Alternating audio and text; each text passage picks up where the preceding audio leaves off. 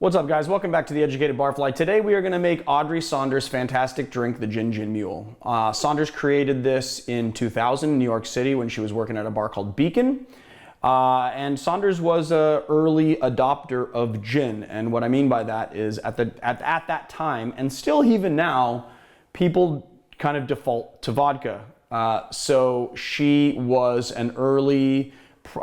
she was a bartender that was kind of early in the cocktail renaissance, really pushing gin back into the spotlight. And so she decided to make this cocktail, which is basically a very crowd-pleasing drink. It is a Mojito, basically mixed with a mule. So let's get into the drink, and I'll show you how it goes. First thing we're gonna do is 1 ounce of simple syrup. And I'm gonna move this out of the way so you can see what I'm doing. And we're going to do 3/4 ounce of lime juice.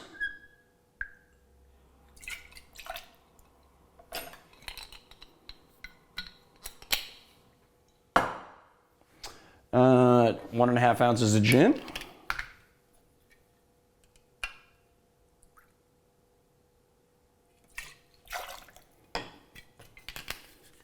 And we're going to add about 6 to 8 leaves of mint.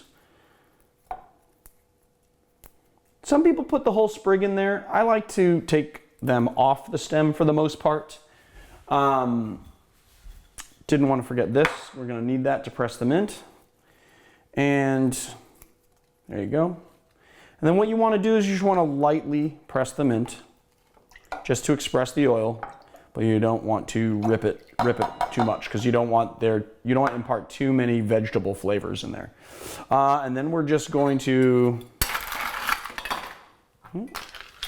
add our ice. We're going to, it's kind of silly, but I was kind of trying not to use my hands, but it's not really working out with this ice. Add that. Lock our tin. Shake.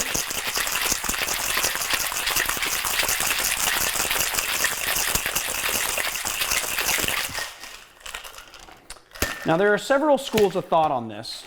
But I am of the opinion that I like my drinks to look really clean, so I always double strain into a glass.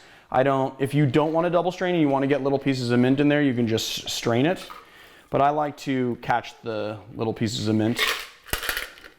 There you go. And then we're going to take some ginger beer. I'm using Fever Tree.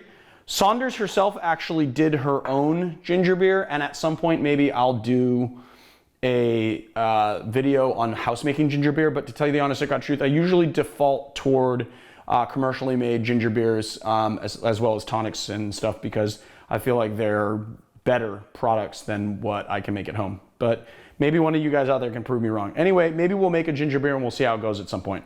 Anyway, the only thing that you want to do in this cocktail is you just want to top up, and it's only going to be about 1 ounce of ginger beer on top.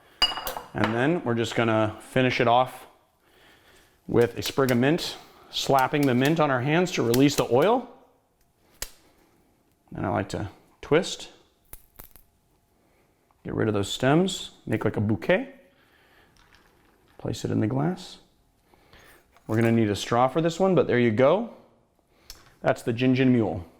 Now let's taste it. Let's put our straw in. I like to put my straw in right next to the mint so that you can get the scent of the mint as you drink, which is gonna inform your taste.